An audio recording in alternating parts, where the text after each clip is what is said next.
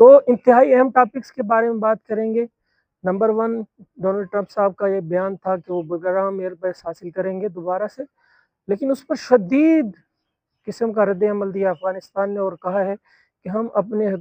ملک کی جو ہے ایک ایک انچ کی جو ہے وہ حفاظت کریں گے۔ بات کی جائے بگرام ایئر بیس کی تو یہ معاملہ جو ہے پاکستان کے لیے بہت کشیدہ اور خطرناک قسم کی سچویشن پیدا کرنے والا ہے، کیونکہ 9/11 میں دیکھیں کہ سب سے زیادہ افغانستان کے بعد جو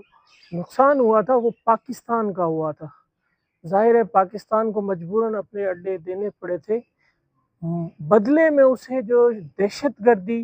اور جو اکانومی جو ہے اس کی جس پہ جتنا زیادہ افیکٹ ہوا تھا، اتنا زیادہ نقصان شاید ہی کسی ملک کو ہوا افغانستان کے بعد۔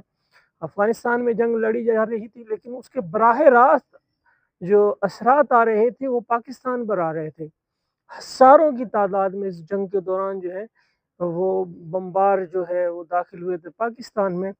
صرف اس وجہ سے کہ پاکستان نے جو اڈے امریکہ کو کیوں دیے، تو اس کے ریٹیلیٹ میں ہزاروں پاکستانی شہید ہوئے تھے اور اربوں ڈالرز کا نقصان پاکستانی اکانومی کو جو ہے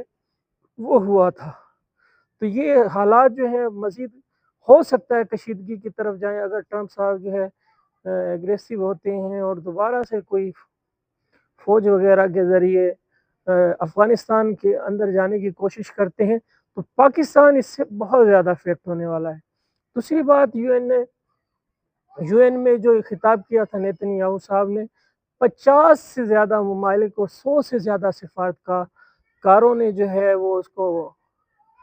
ان کا بیان کو جو ہے چھوڑ کے وہ چلے گئے تھے یو این اسمبلی سے، اور انتہائی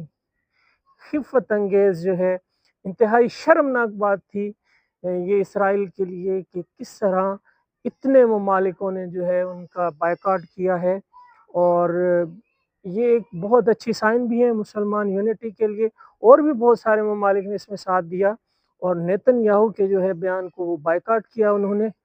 اور اسمبلی سے وہ لوگ باہر چلے گئے تھے۔ تو یہ اچھی بات ہے، خوشائند بات ہے کہ انہوں نے جو ہے نیتن یاہو صاحب کے جو ہے بیان کو بائیکاٹ کیا۔